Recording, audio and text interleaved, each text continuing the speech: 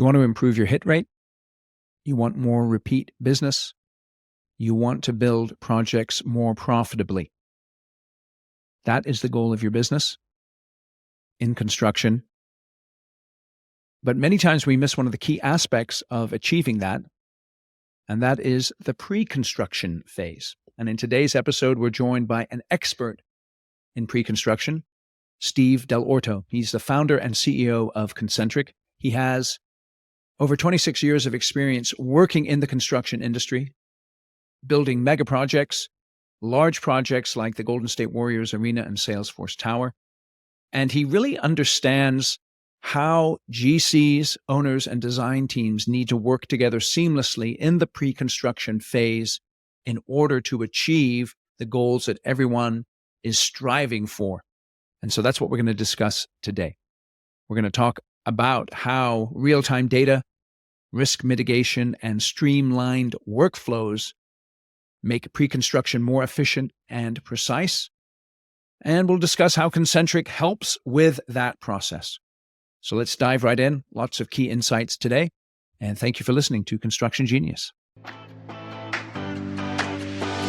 This is Eric Anderton, and you're listening to Construction Genius, a leadership masterclass. Thomas Edison said that genius is 1% inspiration and 99% perspiration. If you're a construction leader, you know all about the perspiration, and this show is all about the 1% inspiration that you can add to your hard work to help you to improve your leadership.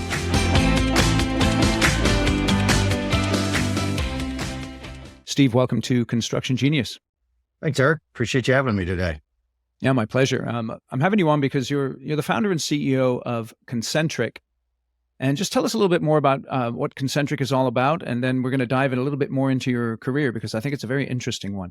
Appreciate that. Yeah, ConCntric is the first pre-construction management platform at a platform scale where we're looking to unite and unify the data, all of the 30 to 40 different workflows that pre-construction professionals are working through on the daily basis in support of their owners' objectives and the architects and partnership and the collaboration among those parties. And so doing that in a single environment where we're, building a platform where you can go into one place and everybody can come into that one shared place and do all of the work in a much more modern, data-driven way is, our objective. Ultimately, we're looking to make projects more affordable, sustainable, and a far greater degree of predictability, what we call certainty of outcome, with the use of much more modern tools and the best practices from the perspective of a builder. We pride ourselves on the fact that the ConCntric and the platform is being built by builders for builders. I don't think there's any other way of doing it and really having the type of results that I know are possible in our industry.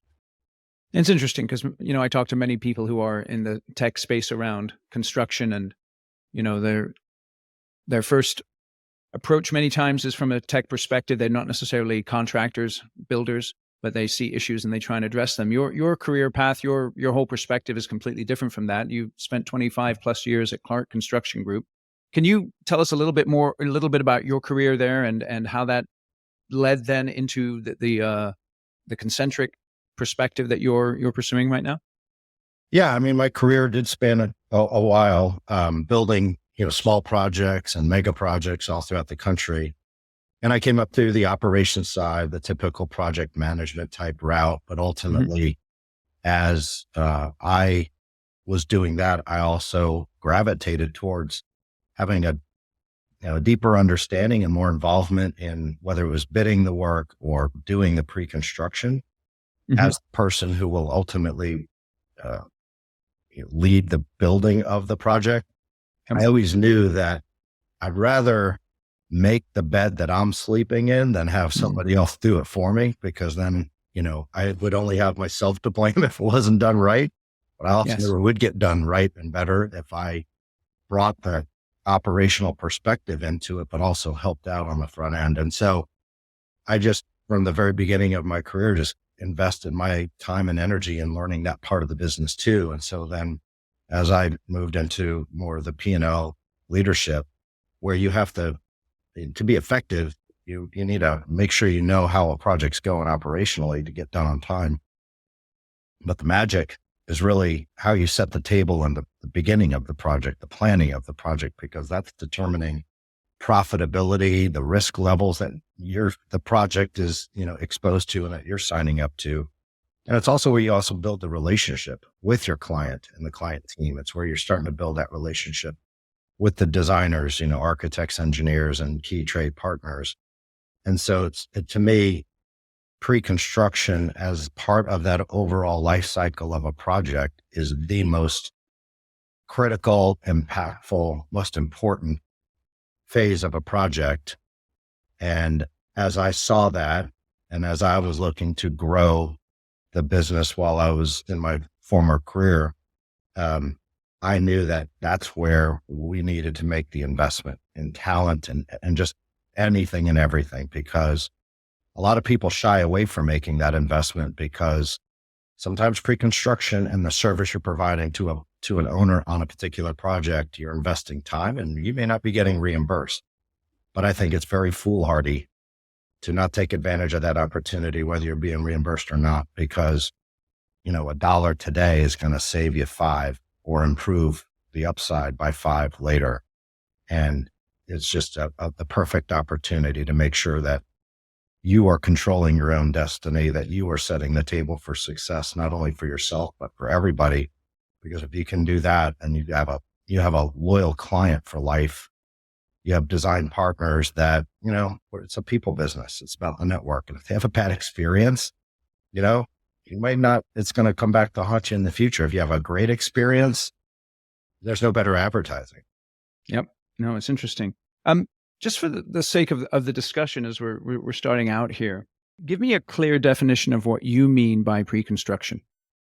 I love that question because a lot of people think of pre-construction as, okay, I'm just going to do an estimate when somebody gives me some drawings and I'll just tell you where your budget is and that's it. Or it's about bidding the subcontractors. And yeah, right. You couldn't be further from the truth. Pre-con it can be as early as the feasibility studies and just pre-concept and really helping figure out what works, what fits, from a pro forma perspective, et cetera, all the way through where it's just a pure construction project and the concrete's pouring and the steel is swinging, design's done, budget's locked in, et cetera.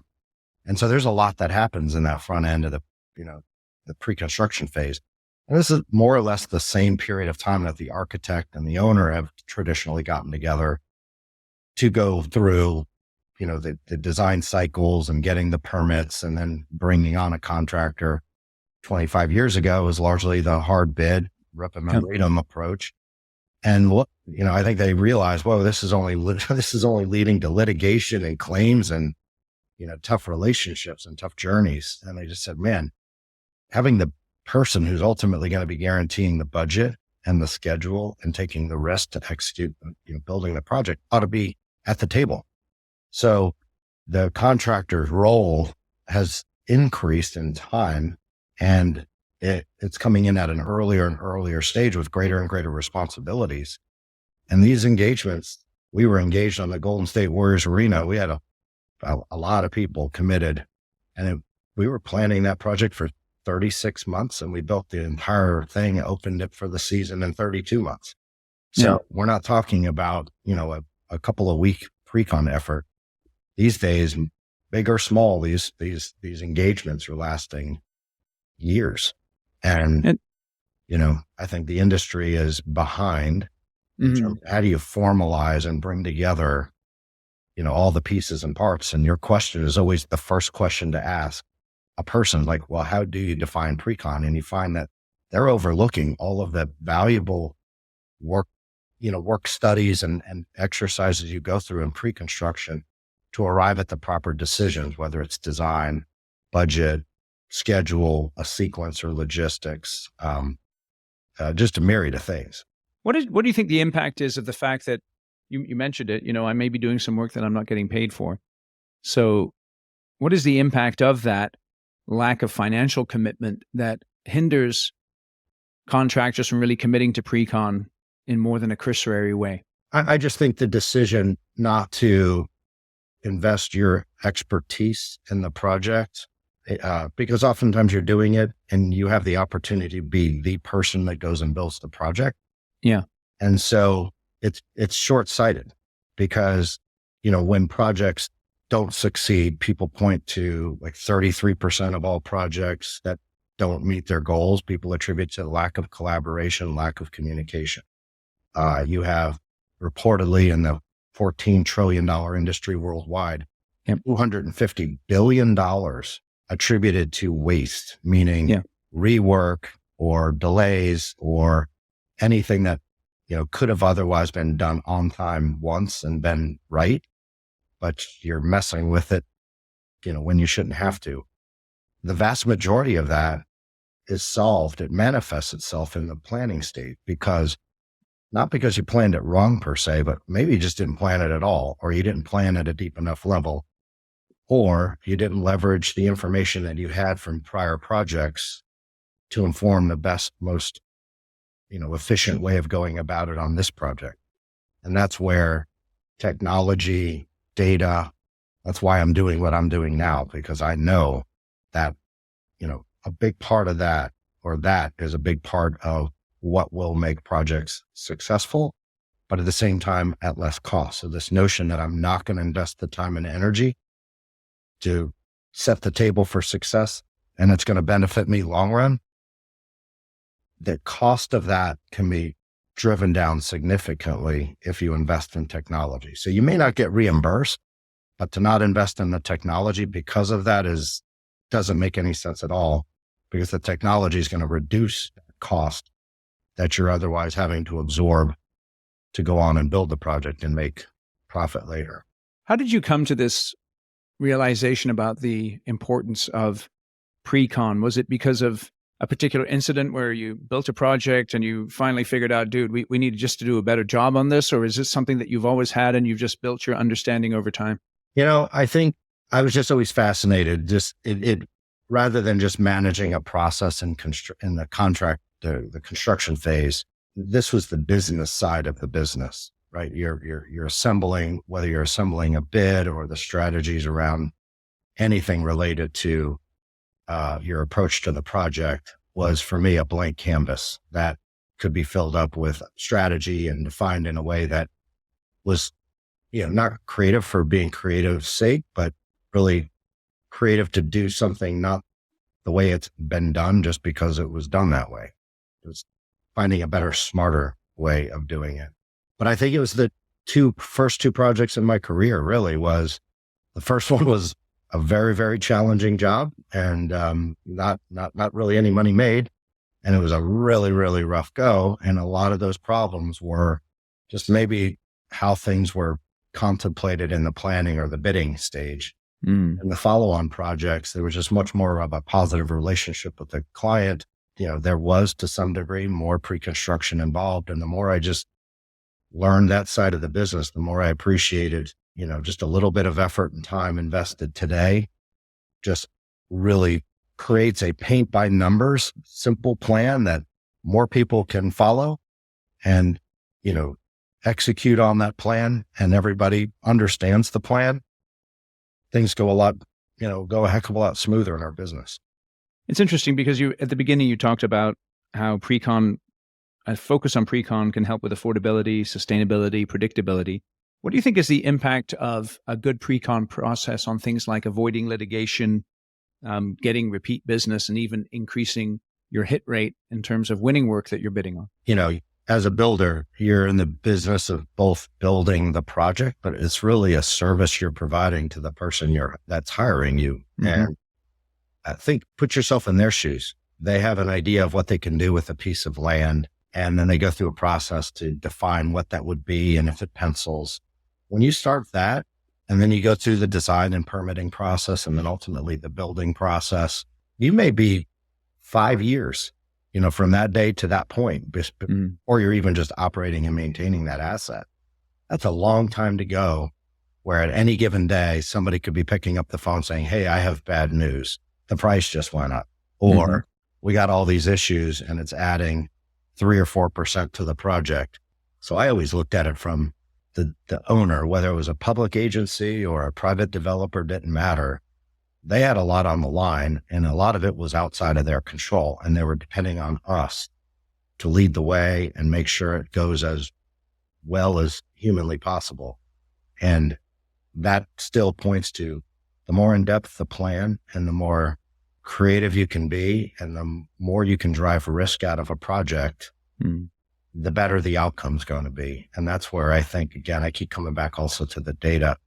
People are coming, the conference room table in these engagements and meetings are filled with great people, very smart.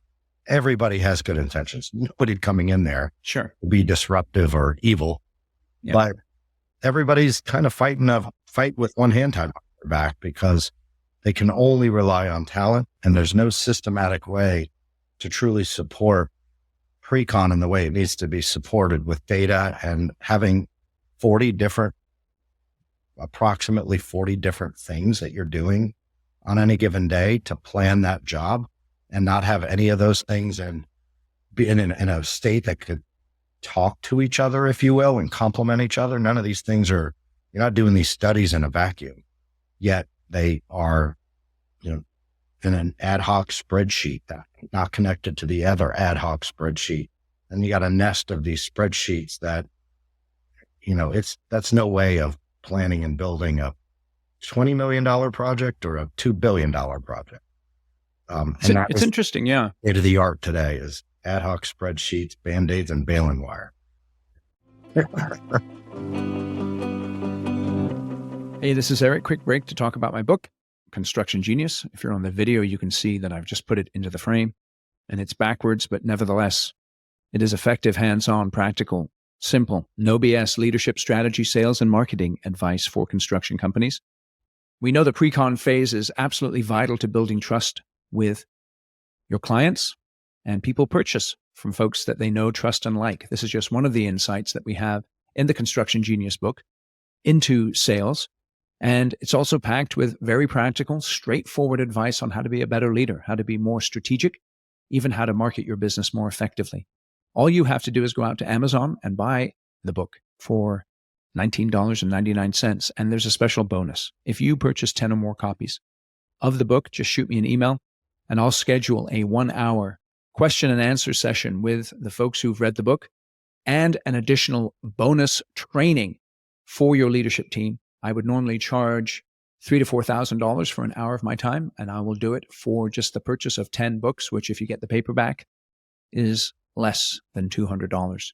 That's what they call in the industry a killer deal. All right. So buy the book. It's on Amazon. Links in the show notes. Let's get back to my discussion with Steve. I think, one of the reasons why there's so much opportunity for technology solutions in construction is because of the fragmented nature of the business. And that's exactly why many technology solutions actually don't work in construction, is because of the fragmented nature of the business. When it comes to pre-construction, you have, you got your GC, you've got your owners, you've got the design teams. And like you said, no one necessarily has bad intentions, but they may not necessarily have the same intentions. And they may not necessarily have the same understanding of how to reach those intentions that they have. So in your experience as a GC, how do you negotiate those differences and the dissonance sometimes that can occur when you're in a conversation with owners and design teams that are not necessarily on the same page with you as a GC? Yeah, that's the fine juggle, because I think everybody does have common objectives. Intentions, I think of it more of objectives. Everybody's on that job because they're looking to make money for the business that they're running, but everybody has the objective for that project to succeed, be delivered on time, be delivered with the same intent of the creative design that was put forth at the earlier stages without it being compromised. Everybody just wants it to go smoothly. Yeah. So I think the intentions are there. But yeah, everybody's coming with different objectives in what helps them succeed as a business.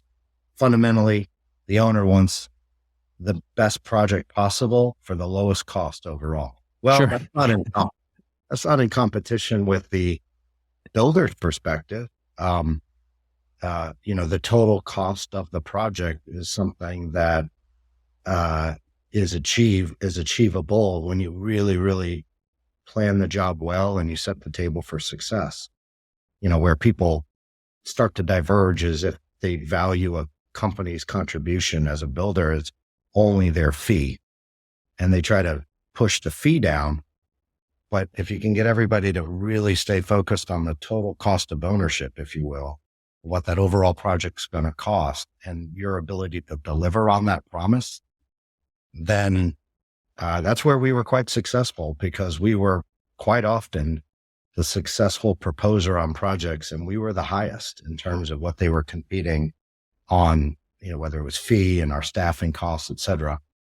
More often than not, we were the highest, but we were able to demonstrate the value that we provided from a total cost perspective, a higher degree of predictability. And that had a lot to do with us being able to communicate our plan well, so that they had a level of confidence that, all right, I understand the logic and how they're going about it. And I think the people we were up against are just in the trap that most people are today, where it's the same old, same old. They're just giving it lip service and hoping that, it lands. But so when you were when you were beginning in the pre-construction process and an opportunity comes across your desk, what is the first thing that you're focused on in order to be able to make that bed that you referred to at the beginning? If you're going to lay in it, you want to make it yourself. What was the first thing that you began to look at to make sure that things were going to go the way that you wanted them to, and that would benefit the client in the way that you just described? I mean, it starts with project selection too. What is the type of project in terms of, I don't want to say the contract, but, if I had my choice of bidding a hard bid job against 5 competitors, or, propose against 5 competitors for a more collaborative delivery, I'm going to collaborative delivery all day long. It's not a race to the bottom, and I know it's where I have the opportunity to add value. So those were the, project selection and being careful. Is there, people that I'll be working with, whether it was the designer or the owner, that, really, truly would be collaborative and appreciate the service that we're providing. If they just wanted to drive us down on fees with no regard to what is the overall total cost, then they're not appreciating the value that we provided. But more and more, I've seen the industry change, and I think people realize you get what you pay for, and you are a little bit more enlightened and see the total cost picture. But at the same time, the people that, the GC in this case, as they're proposing, the onus is on them. You need to prove your value. You need to be able to demonstrate it, not what the marketing people whip up in an RFP response, but your people, your actions, and the project specific things that you do as part of that competition and process. You need to go the extra mile to show them this is the path. This is the journey with us. And this is how we can make those guarantees. And it's not just an empty promise. And it works. Did you find that executing a pre-con process was also helpful in catching those projects that weren't the right fit, that apparently at the first blush you thought would be a good opportunity, but as you went through the pre-con process, you understood that the client or the designer was not necessarily on the same page as you? Yeah. I mean, you certainly encounter those situations which are committed. And so it's not like you wake up one day and you don't like what you see and then you drop that pre-construction effort, the things that you have to work through. And that's why you're careful about who you're going to do business with. But again, most people are well-intentioned, and it was rare that we would encounter somebody we just did not want to do business with. But we were also careful with how did we set the table for success so we could succeed, even sometimes in spite of maybe some misaligned intentions. And, we were pretty successful, but, to this day, I still see, not even just through me, but through our platform, proof positive, what I was talking about a minute ago, where our customers using our platform in that solicitation phase, going into those interviews and demonstrating this is what the experience is with us. And, it's not about the technology and ConCntric per se, but what they're demonstrating is openness and trustworthiness and transparency, and a system now that isn't just cobbled together Excel spreadsheets and a couple of resumes. They can look and see that there's a source of truth involved here, and there's some structure around this. And so that sets them apart immediately. And that's what we were doing back in my prior life, but without the real benefit of the technology. It was just really all the other means of us communicating our plan in a little bit more of a analog fashion, put it that way. It's interesting. So, I mean, you built a very successful career in construction. You know, when you think about someone in your position at your stage of the career, it would be something that I'm sure you could continue to ride, so to speak, and tremendously benefit people. What was it personally for you that caused you to say, you know what, I see a particular problem in the business, in the industry, and I just want to go after that from a technology perspective? And you made that pivot to what you're doing now. I just knew, I knew the complexities of pre-con. You know, pre-con is not something, or any facet of pre-con, where a person coming out of college goes to work for a GC and does it for 2 or 3 years. They don't leave and start up a technology company having mastered pre-con. You know, this takes a lot of time to truly understand how it, you know, the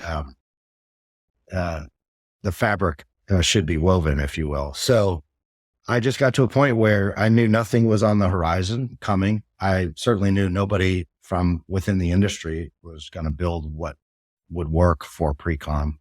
And I felt like I had pretty well mastered how to do it.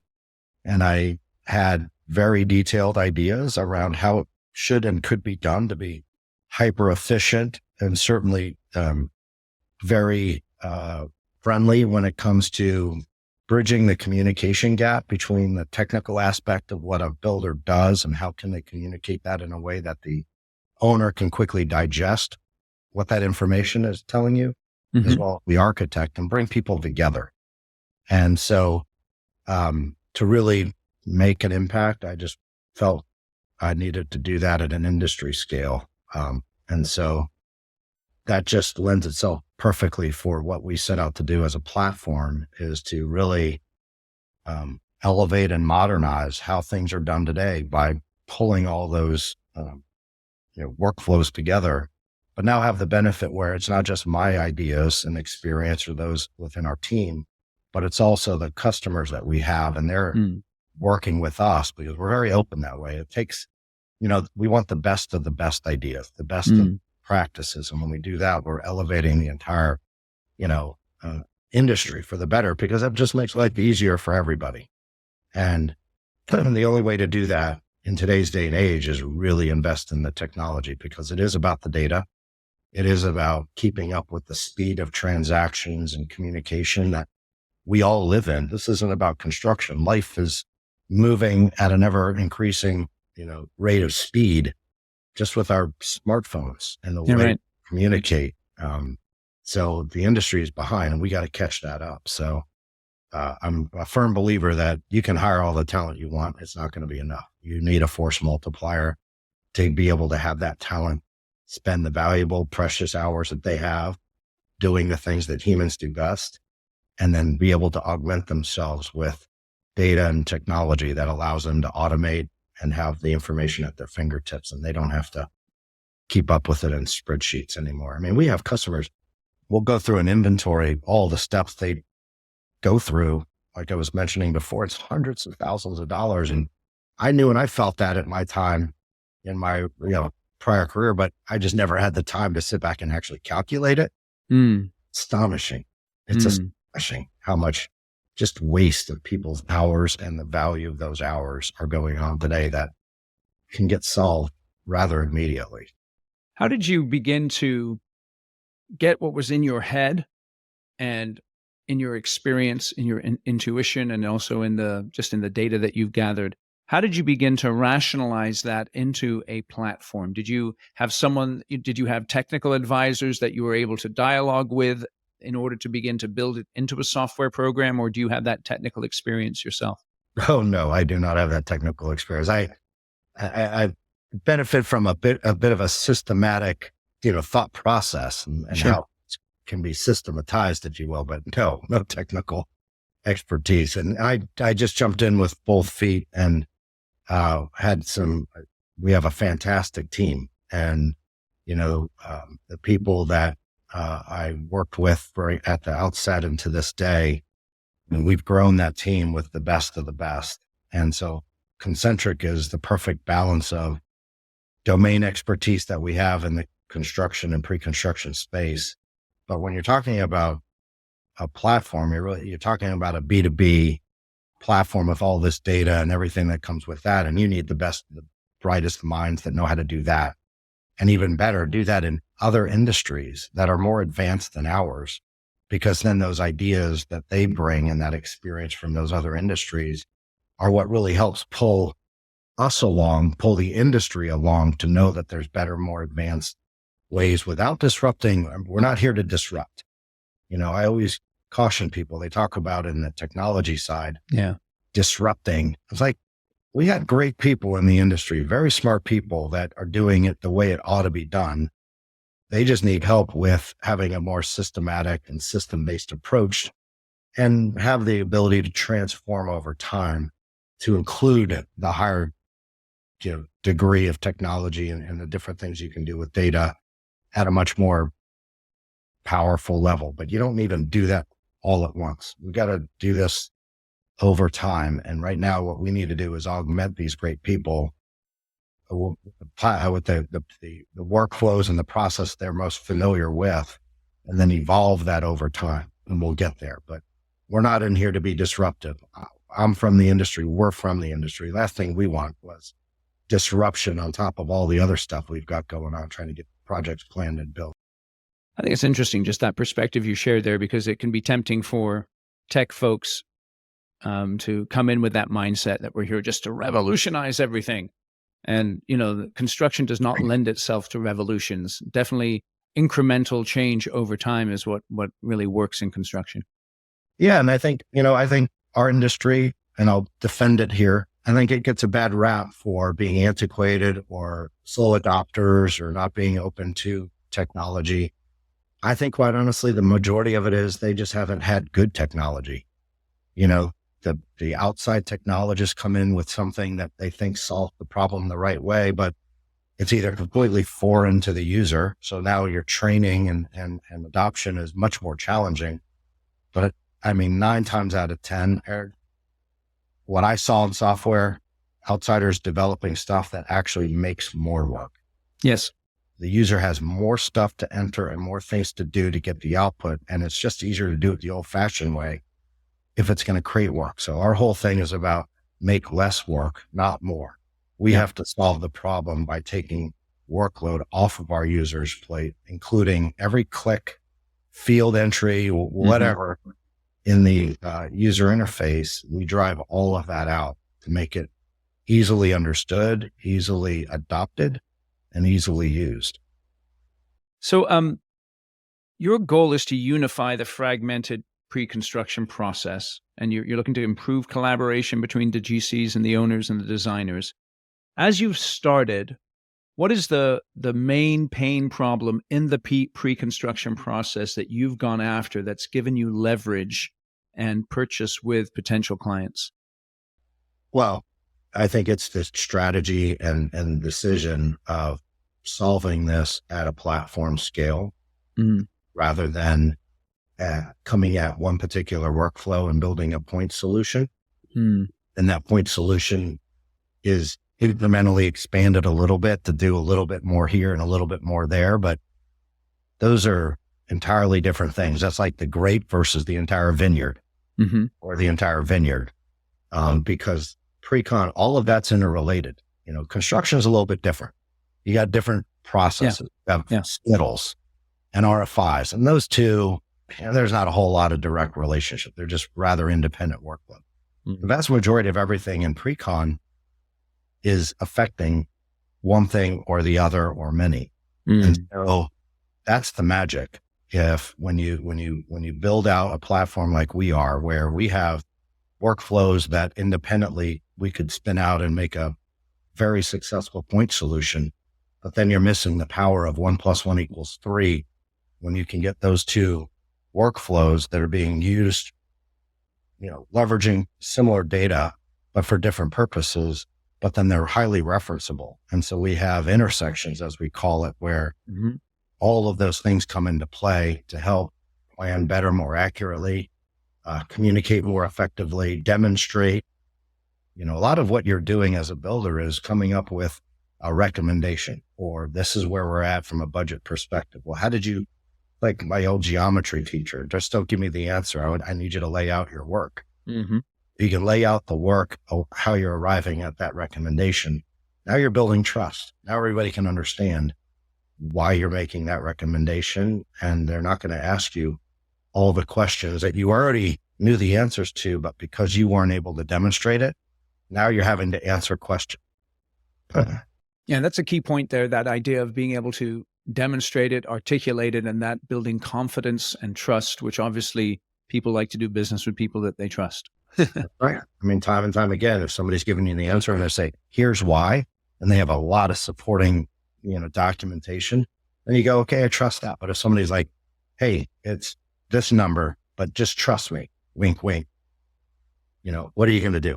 You're going to do the first, not the latter. What are some of those in the pre-com process? You described those intersecting pieces that you're looking to address in totality. What are some of those key intersecting pieces where data is generated that needs to be captured?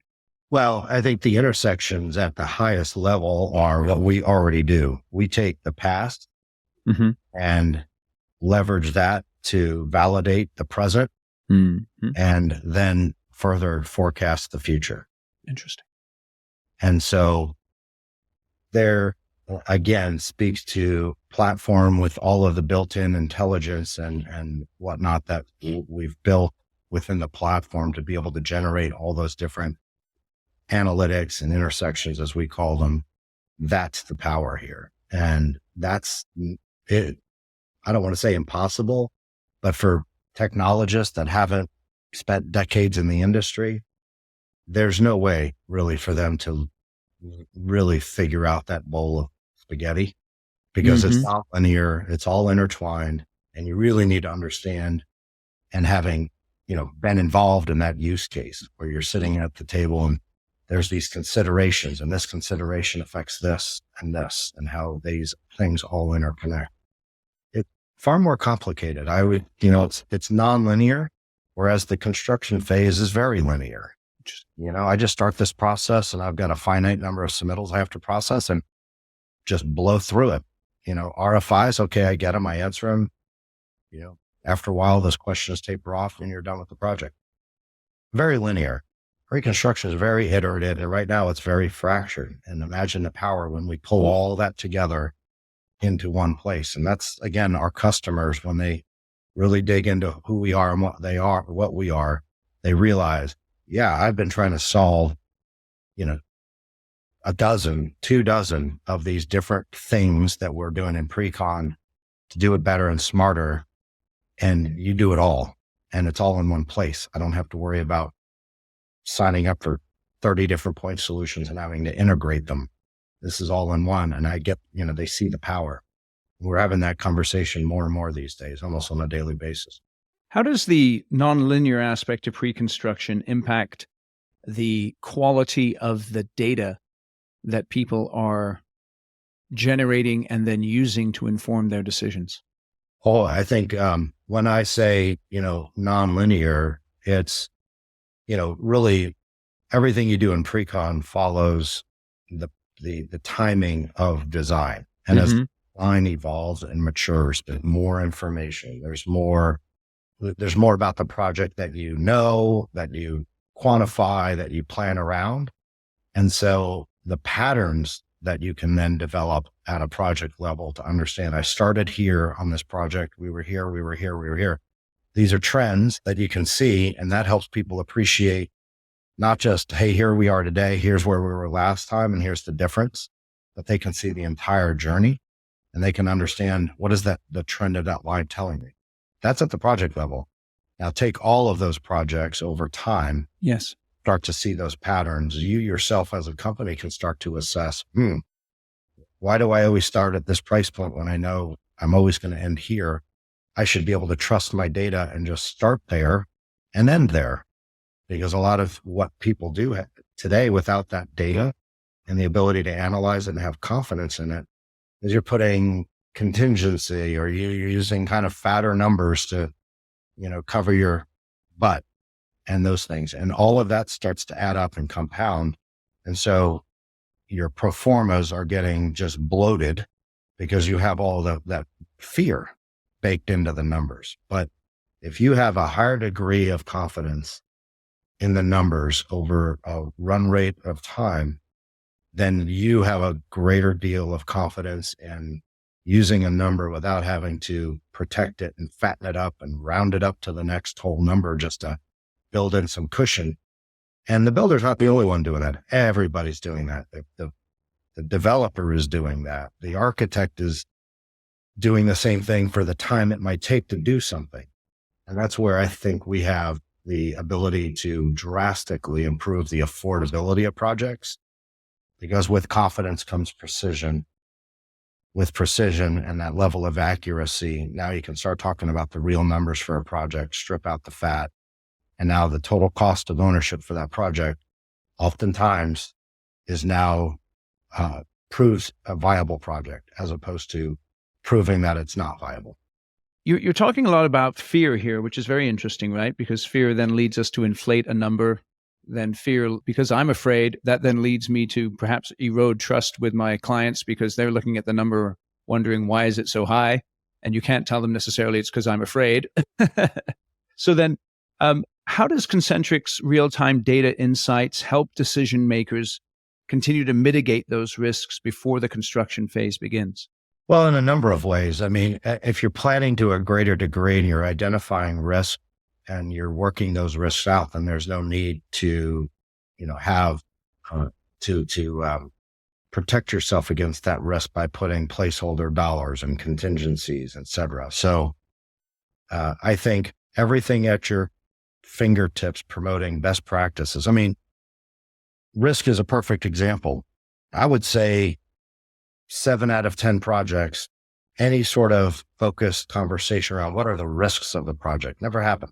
Oftentimes you get an owner who says, hey, are we tracking the risks? And everybody's like, yeah. But what a missed opportunity for everybody to make, that be a topic of focus.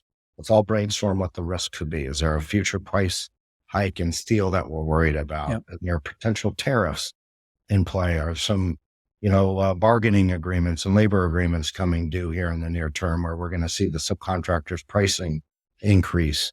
I mean, it could be anything. Yeah. But if you have a team focused on that and driving those risks out of the project, then there's no need to add those contingencies or, amounts of money to protect against that. But then I think it just goes, I think the user themselves are going to be more convinced that the number that they have is the right, accurate number. And they don't need to cushion it, because they have enough of their data at their fingertips now to look at it and go, no, it's like buying a house. You don't just go buy a house and put an offer for whatever somebody's asking for. You're going to run comps to understand what the houses in the immediate area were sold at over the last 12 months to make sure that you're not going to pay some outlier value for your house. It should be right here in that nice cluster of cost. And so those are the steps that we help present and make dynamic and at their fingertips to be able to guide that thinking and provide a level of assurance to everybody that there's a rational, way of arriving at, those numbers and those costs, and move forward with it with confidence. So it's your conviction then that the day of black box contracting is over? Some contractors, they like the black box approach because that's how they make their money. And you don't think that's something that's sustainable moving forward then, eh? In the long run, I don't know too many people that have made a lot of money with the black box approach. If you're a hard bid contractor and the black box is just bidding what you see and setting up an owner for a claim over time to get to a number that's profitable for you, that is a hell of a way to make a buck. destroying relationships, you're wearing out your people, and the probability of success is quite low. But the black box, I just don't know too many instances where I think it's a black box because the contractor doesn't even know. Yeah, right. The contractor doesn't even know. There's no secret in that box. Yeah, you're right. If you can actually fill that box with a system and more process and more agile people and talent that know how to use that, then everybody wins. Yeah, maybe it's a WAG box as opposed to a black box. You know what I mean? Well, then the WAG box is going to drive the total cost of the project to here when its real cost ought to be around here. What are some immediate steps? Obviously, ConCntric provides a solution to that, but let's say I was just thinking about improving my pre-con process, from just from a process point of view. What are some immediate steps, 1 or 2 or 3, that a contractor can make to really begin to improve that pre-con process? Well, actually get in command of your own data. Yeah. Right now, all I have is information. It's not even data. It's values in a spreadsheet locked up in somebody's C drive. What's the difference between data and information? Structure. So if you've got a number in a cell in a spreadsheet, that by our definition is not data. That's just simply information or a value. Yeah. We put the context around that dollar or that number was associated with a particular project type, a hospital. Okay. What kind of hospital? What year? What geographical location? All of these things influence costs. What type of contract delivery method was that value associated with? Because $1 on a hospital project is not going to be the same dollar on a multifamily housing project. Yeah, absolutely. You've got to build the structured data around the criteria and the information surrounding the characteristics of that project to make it relevant. And so we organize and tie all of that. So a lot of that can be automated and put forth to you without you even having to, request it or query the information. It's just pushed because we have all of this intelligence built into this platform. So I got to ask you this question because everyone's wondering, what is the role of AI in your platform, and how do you see the role of AI moving forward in construction? Well, it's a great question. I mean, AI in our business, as I try to relate things to people, when you sign a contract for a project to go build it based on your estimate and all the other information, you are betting the balance sheet of your company on that project being successful, right? Literally. And a company could only afford to have 2 or 3 projects before that balance sheet is turned upside down. So you're never, ever, ever, ever going to go to ChatGPT and type in, hey, give me an estimate for a 300 unit multifamily office and attach that to a signed contract and give it to an owner. So the broader use of AI where you're just tapping the world, it's great. It's great information. There's all sorts of uses for it for sure. But where we see a practical application is helping our customers leverage their own data in a much more vertical, contained fashion with, our own co-pilot solutions to really save a lot of the time and the energy and what they need to do to, whether it's clean up old estimates or forecast an estimate applied to different scenarios, just as one of several use cases that we're already building. But I think our industry, rightfully so, is intrigued by AI, but I think everybody everybody in the know realizes that, just having some AI thing seeking data to try to do something for me, they know there's not a whole lot of data right now to access. Right. So, and I would imagine also if someone's going to work with you, they want to know that the data that they're sharing on your platform or that they're populating your platform with is unique to them, obviously, because of the value of that data. Correct. And we're hyper-focused on our customers and protecting their data. But I tell you, more and more, and I take this as a positive sign, more and more customers, as long as their data is protected, there's a strong interest in how could ideas and whatnot be shared. Yes. Because there's a give and a get. I can share it, but I'm going to get something in return. I'm going to get more information or more data points, or I'm going to get other ideas that we're not even thinking about. It's not going to make or break whether I win a job like somebody, because that somebody is just an index. So I'm encouraged that there's a lot we can do. But again, that's where we're not looking to disrupt. We're not coming in and saying, hey, let's just crowdsource estimating. Yeah, right. We're saying, hey, let's crawl, walk, run on this journey and get everybody comfortable and then transform together in partnership. So where do you see the biggest shift in construction in terms of technological applications and technological changes that's going to occur in the next 5 to 10 years? Obviously, you're hoping for a major adoption of the platform that you're working on, which would be killer.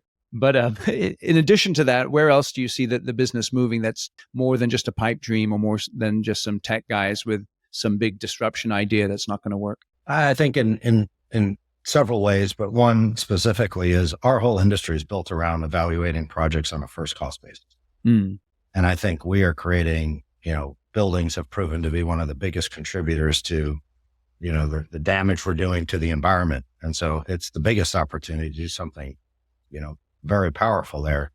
And we saw through a very specialized contract delivery method where the performance of the project over time, when factored and those costs amortized across the deal, really promote a focus on life cycle cost and making the better decisions when it comes to efficiency and energy consumption and, better use of and more friendly materials, et cetera. So we as a platform will be helping our customers not only look at cost on a first cost basis, but be able to look at, the impact of their decisions with the life cycle in mind. And I think the industry is going to do some amazing things when that power gets unlocked to be able to build and plan and design better and smarter for the benefit of the environment. I think AI definitely plays a role in, the coming years and the speed at which we can get a lot of tasks done without that, number of man hours performed by a human. Everybody's experimenting with it now and it's a time saver. So I think there's some great opportunities there. I think there's a tremendous amount of opportunity. I think our industry has finally woken up and said, we need to do a lot more in every aspect of what we do. And they're embracing it more and more and more. And I hope that change and that adoption will continue to happen at an increasing rate as people realize that they have to multiply. They need a force multiplier because they don't have enough people. And that once they realize, on a measuring stick, that the status quo today is costing them money many times over than maybe investing in a particular piece of software or technology in the long run. And they're also going to be left in the dust. And, I don't know, 30, 40 years ago, if there was an advancement, things weren't happening so fast that if you missed the train the first time, you'd catch the second train and right. Now you don't stand a chance in hell in catching up. You're dead. Yeah. Interesting. So tell us more about ConCntric, specifically the types of people who should be contacting you and how they can contact you. I appreciate that. Anybody that's doing collaborative deliveries, it's not design build. I mean, it's design build, CM at risk, GMPs, anything that isn't just 100% of your portfolio being hard bid. If you're going to engage, ConCntric is the platform you need to be using because it's going to help you take your past, really validate what you're working on today. And it's going to only make you better, smarter, more accurate in the future. And it's one of these things. The more you use it, the value and the output become infinitely more valuable and powerful. So, but yeah, you can reach out to me on LinkedIn. You can go to our website at www.concentric.com, CONCNTRIC.com. And, talk to any one of the members of our team. You can book a demo and happy to walk you through it. Awesome. Yeah, we'll have links in the show notes to both Steve's LinkedIn profile and his website. Last question, Steve, where are you based out of? The San Francisco Bay Area. Okay, so tell me the one restaurant that I need to hit when I go to San Francisco next. Well, in the city, I would say Kukari. Kukari. Greek place. Mm-hmm. Off the top of my head, there's so many options. That's what's so cool about the area is I know, huh? Loaded with. If you're at all a foodie, there's no shortage of options. So yeah, when you're in town, give me a buzz. I'll point you in the right direction. That's awesome. Well, I appreciate you coming on Construction Genius here today, and I do wish you the best. Thank you, Eric. Have an awesome weekend. Hey, this is Eric, and thank you for listening to my interview today with Steve. Feel free to check out ConCntric. There is a link in the show notes for you to go to their website, connect with Steve on LinkedIn, tell him that you came his way through the Construction Genius podcast. And one last request, please give Construction Genius a rating and review wherever you get your podcasts so that more people can see the podcast on the interwebs. That's how the search engine works, right? We get more reviews, we get more ratings, and search engines love that when someone is looking for a construction podcast. Really appreciate your help. Thanks for listening, and I'll catch you on the next episode.